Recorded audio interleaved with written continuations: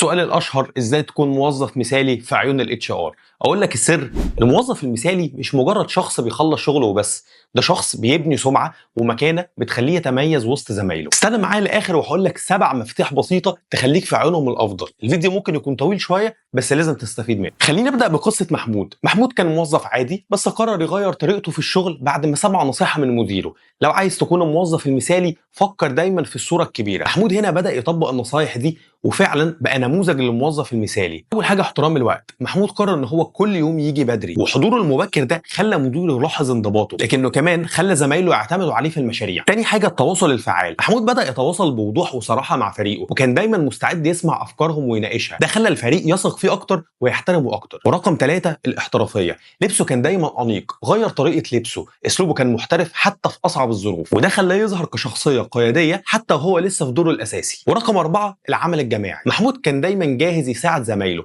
وده خلى الكل يشوفه كعنصر مهم في نجاح الفريق. رقم 5 تقبل النقد. لما مديره قدم له ملاحظات محمود ما زعلش، بل شكر المدير وبدا يطبق النصايح دي بجد، وده خلاه يتطور اسرع من غيره. رقم 6 التعلم المستمر. محمود كان دايما بيطور نفسه وبياخد كورسات ويقرا عن مجاله، وده خلاه دايما سابق بخطوه عن زمايله. ورقم 7 توازن بين العمل والحياه. رغم شغله الجاد كان بيعرف يفصل ما بين الشغل وحياته الشخصيه، وده خلاه دايما عنده الطاقه الايجابيه. النهايه يا صديقي ان محمود مش بس حافظ على وظيفته، لكنه بقى المرشح الاول لاي فرصه كبيره في الشركه. اكتب لنا في الكومنتات ايه النصيحه اللي حسيت انها اهم حاجه للموظف المثالي.